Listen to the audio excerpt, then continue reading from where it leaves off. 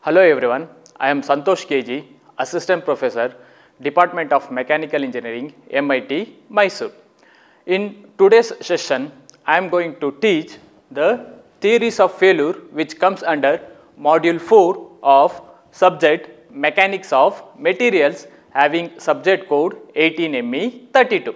So before going into the concept of theories of failure, first let us try to understand what is a meaning of a simple stress system. A simple stress system is a one where a given member, a structural member, will be subjected to only one kind of loading, because of which we will get only one type of stresses which will be induced in the given member. As we know that there are only three basic kinds of loads. So first type of load is called as an axial load, second type of load is called as an bending load, the last kind of load it is called as a torsional load. So first let us see the different types of simple stress system. So the first stress system is an axial stress system. So in axial stress system, the given structural member is subjected to only the load which is acting along the longitudinal axis. So when you subject a given member to an axial load like this, it is going to stretch the member or it is going to compress the member depending upon the type of axial load we are going to apply on the member. Suppose if you are applying the axial load which is tensile in nature, then the given member will be subjected to an extension. Similarly, if you apply a compressive axial load on a given member, then the member will undergo compression under the action of the axial load. So due to the axial load, either there will be an increase in the length of the member or there is a decrease in the length of a member, or in general we can say that due to the axial load there will be a change in length of the member. So when you apply a load, whenever it results in change in length of a member, it is going to induce a type of stress which we are going to call it as an axial stress, or it is also called as a normal stress. In order to calculate the normal stress, we can use the formula sigma equals P divided by A. So where sigma represents the axial stress or the normal stress that is induced in a given member. P represents the amount of axial load that is applied on the member in newtons. Here A represents the cross sectional area of a given member. The next type of a simple stress system is a bending stress.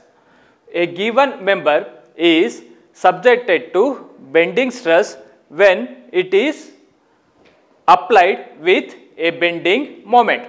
So when you apply a bending moment on a member, it tends to bend the member like this.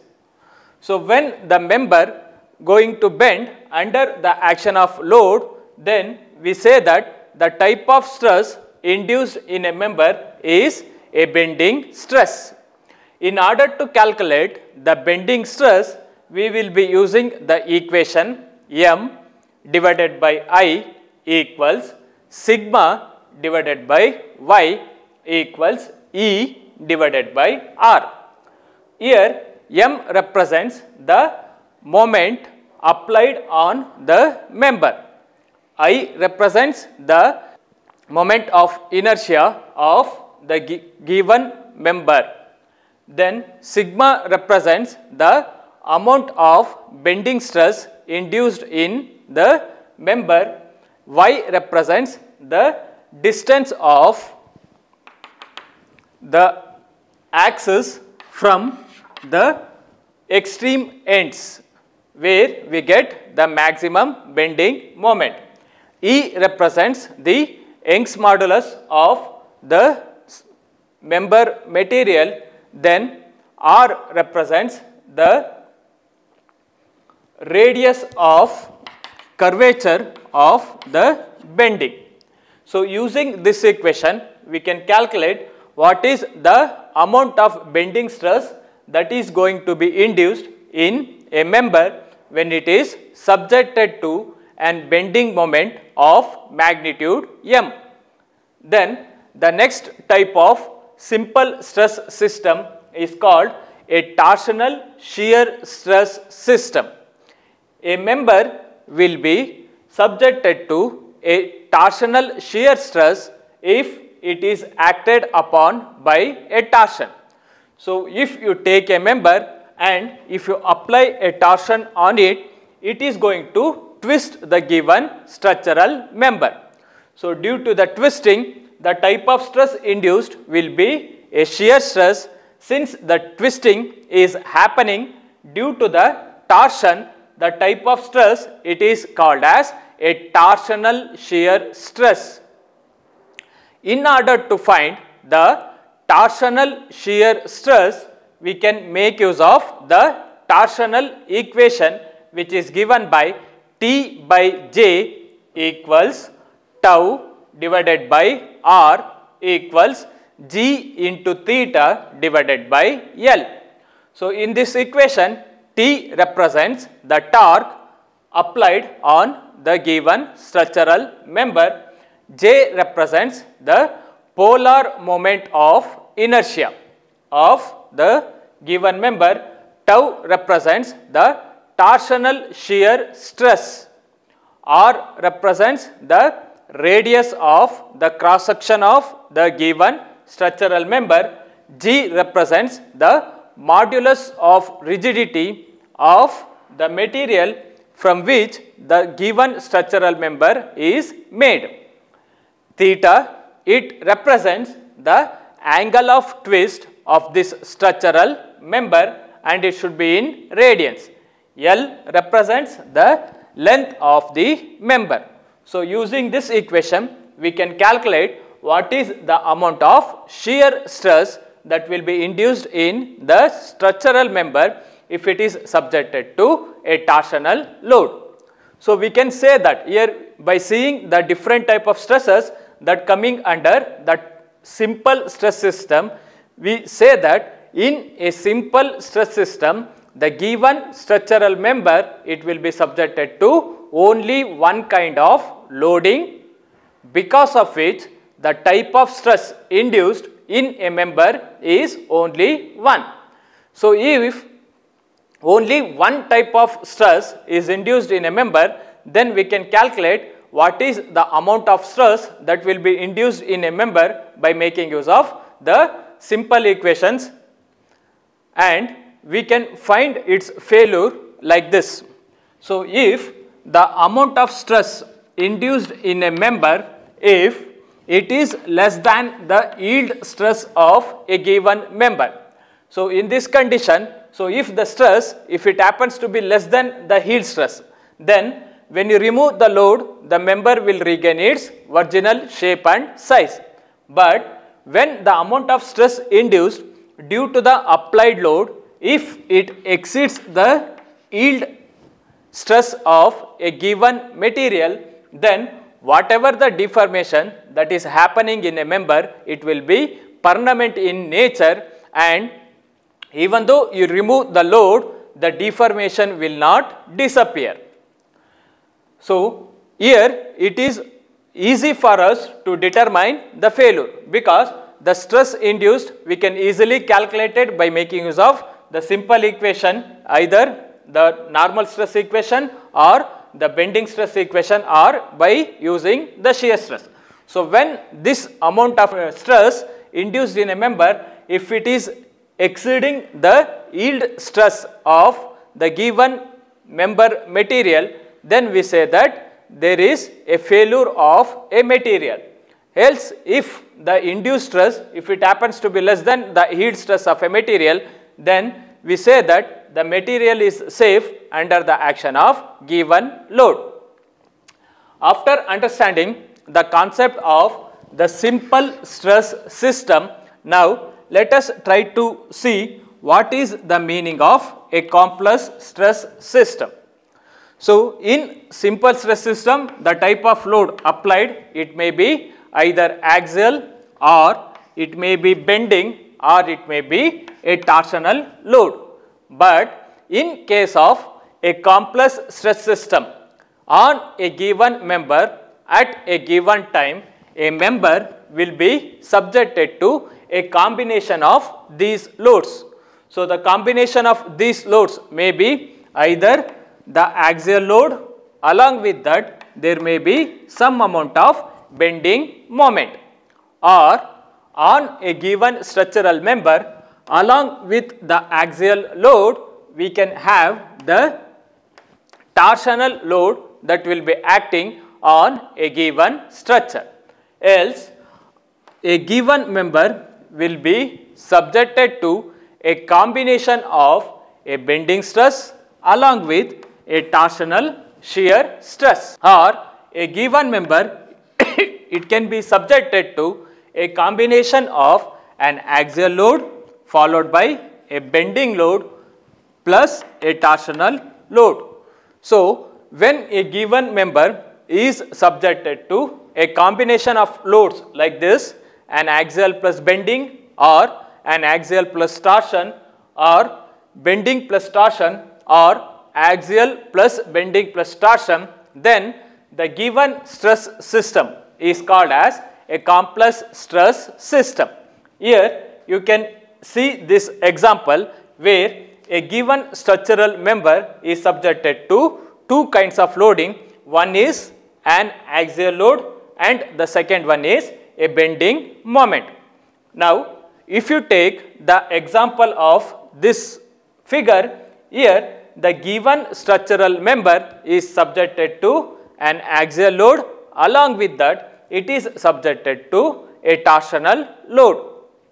Here, if you take the example of this structure, here this structure is subjected to a combination of a bending load, along with that there is a torsional load. Now, if you take the example of this diagram, here the member it is subjected to a combination of three loads, that is one axial load, the second bending load, and the last it is a torsional load. Since in all these example the member is subjected to more than one kind of loading, we say it is a complex stress system, because when you apply an axial load on a member, it will induce which type of stress? It is going to induce an axial stress. But along with the axial stress, here we can see that the member is also subjected to moment. So, because of the moment, there will be certain amount of bending stress induced in the member. Or if you see the effects of these two loads, so due to the axial load there will be an elongation of the member, and due to the bending load there will be a bending of a given member. So, in this case the member it can fail because of the excessive extension, or the member can fail because of the excessive bending. We cannot say that the given member it will fail because of only the axial stress or because of only a bending stress in this case. Now, if you take the example of this figure, here due to the axial load there will be an extension in the member, and due to the torsional load there will be a twist. So, here there are two possibilities of failure for this member. One, it can fail because of the excessive elongation due to the axial load, or it can fail because of the excessive twist on the member because of this torsional load. So it can fail in two ways, and it is not possible for us to directly determine by which type of load it is going to fail. Or if I take the example of this figure here, the member, it can fail because of the excessive bending due to the applied moment M, or it can also fail because of the excessive twisting because of this torsional load T.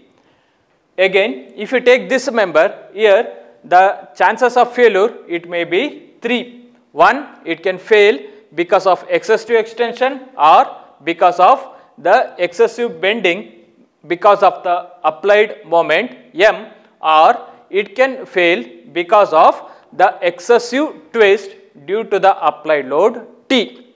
So, by seeing these figures, we can come to the conclusion that when a given member is subjected to a complex stress system, it is not easy for us to predict the failure of a given component directly. Thus, in order to find how the member is going to fail when it is subjected to a complex stress system, we can make use of the concepts of theories of failure.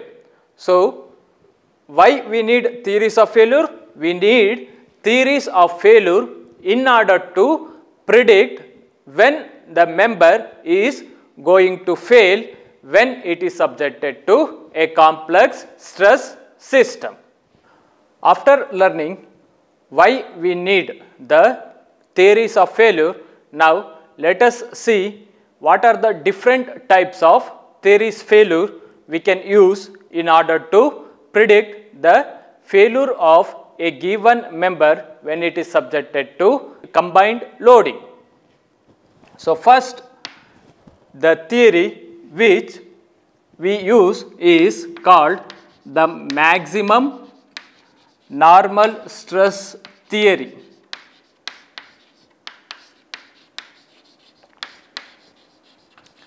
The second theory we are having is maximum shear stress theory. The next theory we are having is maximum distortion energy theory. The next theory we are having is maximum strain energy theory. The last theory we are having is maximum principal strain theory. So, these 5 are the most common used theories of failures, but in the syllabus we have only maximum normal stress theory and the maximum shear stress theory. The first theory in our syllabus is maximum normal stress theory, or sometimes it is also called as a maximum principal stress theory, or sometimes it is also called as a Rankine's theory. So, the statement of this theory is like this: a material in a complex state of stress. So, the meaning of complex state of stress is a member will be subjected to more than one kind of loading, because of which the stress induced in a member will be more than one type. A material in a complex state of stress fails when the maximum principal stress in it reaches the value of stress at elastic limit in simple tension. So this is the statement of the theory we are having. I repeat the theory again. It states that a material in complex state of stress fails when the maximum principal stress in it reaches the value of the stress at elastic limit in simple tension. Mathematically, this statement, it can be formulated like this. So if the design needs to be safe, then whatever the stress, the maximum principal stress, it is denoted by sigma E. It should be less than, at max it may be equals to the stress at elastic limit. The stress at elastic limit is denoted by sigma Y divided by FOS, where FOS represents factor of safety. So if according to this theory, if the design needs to be safe, then the maximum principal stress, which is denoted by sigma E, which is induced because of the complex state of stress, it should be less than or equal to the stress at elastic limit, which is denoted by sigma Y divided by factor of safety. In order to calculate the maximum principal stress, which we are denoting by sigma E, we can use the equation sigma x plus sigma y divided by 2 plus square root of sigma x minus sigma y by 2 whole square plus tau square. So using this equation, we will find the value of sigma E and equate it to sigma y by FOS in order to see whether the design is safe or not.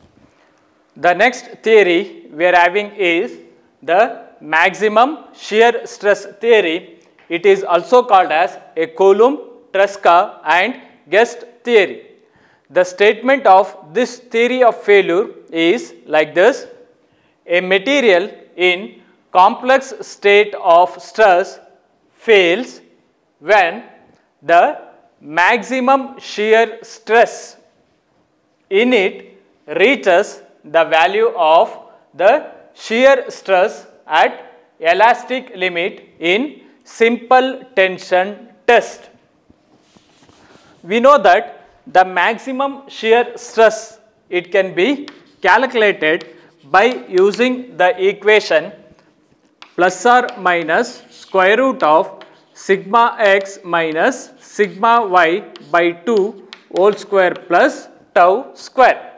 Here if I take 1 by 2 outside, then I will left with sigma x minus sigma y whole square plus tau square. So this is the value of the maximum shear stress that will be induced in a given member when it is subjected to a complex stress system. Then the shear stress at elastic limit, let us say the shear stress at elastic limit is tau y. If I want to find the value of tau y in terms of sigma y, which represents the normal yield stress, then it will be equals to sigma y by 2. Now if I equate according to the maximum shear stress theory, the value of tau max, which we are denoting it by tau e, it should be either less than or it should be equal to tau y divided by factor of safety. This is the actual equation we are having using this statement. But here tau y, it can be written as sigma y by 2 into factor of safety, and tau e, it can be written as half of square root of sigma x minus sigma y whole square plus 4 tau square. So this will be equals to sigma y divided by 2 times FOS. So here 2 will cancel out, and this equation I will be representing it as sigma E. So, sigma E should be equals to sigma Y divided by factor of safety. So, by simplifying this equation, we can write the maximum shear stress theory in the standard form as sigma E, it should be less than or equal to sigma Y divided by factor of safety, which is shown here.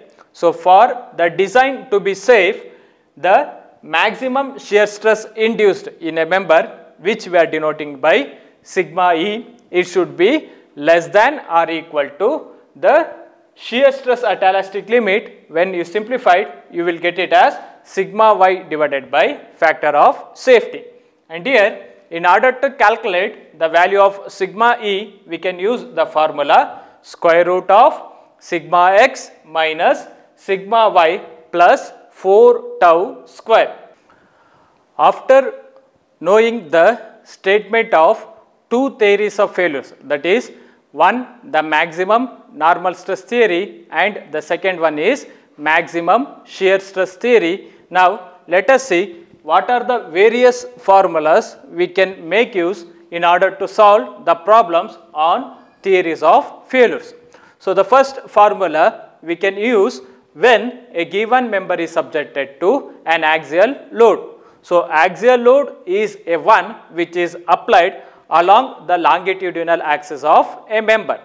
So, when you apply an axial load, the result will be always the change in length. So, along the axial load, if you are applying a tensile load, then it results in the increase in length of a member. Along the axial direction, if you apply a compressive load, then it results in decrease in length of the member, or we can say that under the action of axial load, there will be a change in length of a member. So, whenever there is an axial load acting on a member, the type of stress induced in a member is always a normal stress, or it is also called as an axial stress. Here we are going to denote it by sigma A, where sigma denotes the normal stress and A represents it as an axial stress. So, sigma A is the axial stress. It will be equals to P suffix A, which denotes the axial load divided by A. A represents the cross-sectional area of the member. Then the second type of load acting on a member is a bending load. So, whenever a member is subjected to a bending moment, then in order to calculate the stress induced in a member, we will be using the bending equation, which is given by M divided by I equals sigma B divided by Y. So, here M represents the moment, I represents moment of inertia, sigma B it denotes the bending stress, and Y represents the distance of the extreme fiber from the neutral axis. And by simplifying this equation, we can write sigma B equals M into I divided by I. So, using this equation, we can calculate the bending stress that will be induced in a member when it is subjected to a bending moment M. Similarly, the next kind of loading we commonly encounter here is a torsional load. So, when a given member is subjected to torsion, there will be a twisting. So, whenever a member is subjected to twisting, it always induces a shear stress.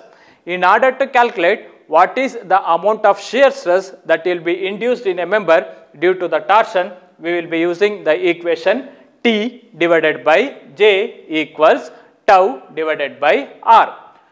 By simplifying this equation for tau, we get the equation like this, that is T divided by J into R. So, here T represents the torque, J represents polar moment of inertia, tau represents shear stress, and R represents the radius of the circular member.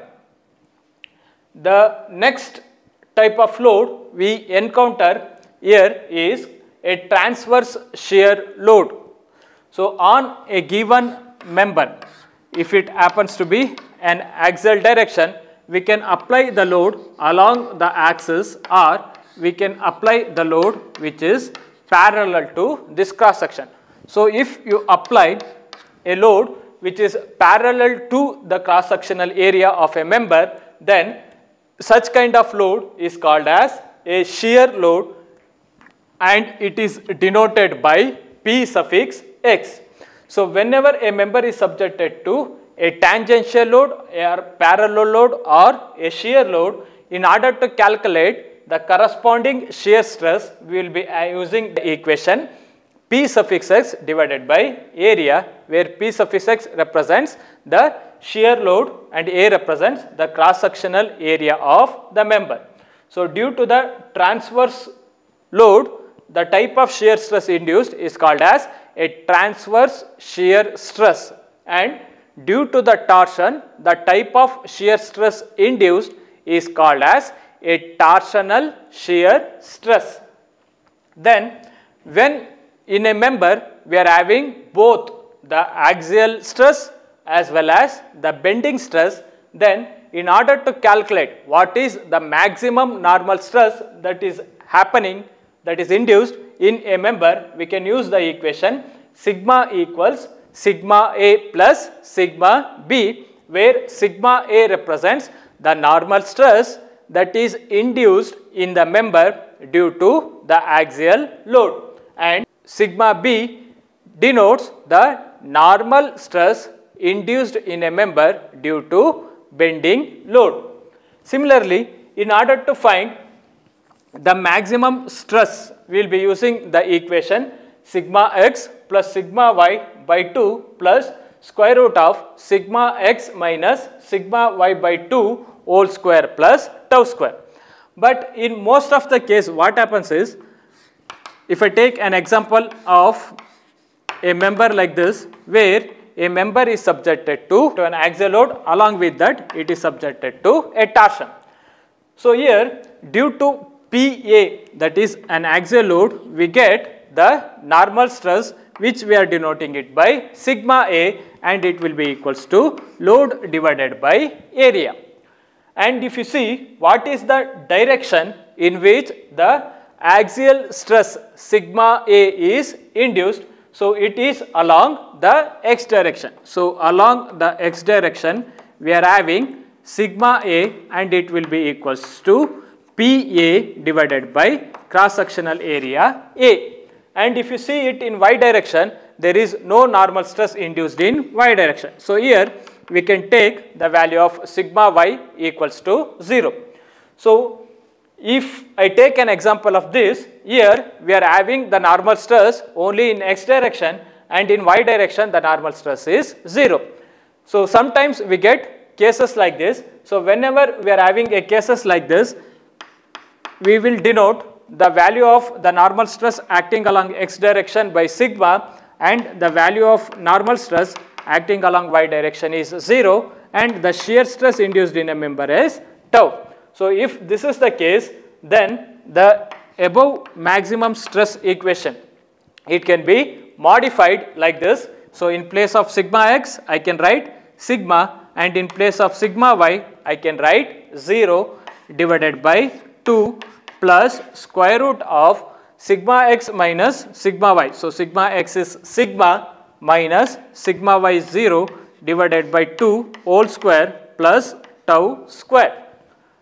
This will be equals to sigma by 2 plus square root of sigma by 2 whole square plus tau square. We can use this equation in order to find the maximum normal stress when we are having only the normal stress acting in either x direction, or we are having only normal stress that is acting in y direction. Similarly, in order to calculate the shear stress, we can use the equation square root of sigma by 2 whole square plus tau square. So these are the various formulas we will use in order to solve the problems on theories of failure. So in this class, we have discussed what is the theories of failure and why we need the theories of failure. Then we studied the different theories of failure we can use in order to predict the failure of a member which is subjected to a complex state of stress. Then we studied the statement of the maximum normal stress theory and also the maximum shear stress theory, and we listed the different formulas we will be using in order to solve the problems that will be coming under theories of failure. In next class, we will be solving some problems on theories of failures.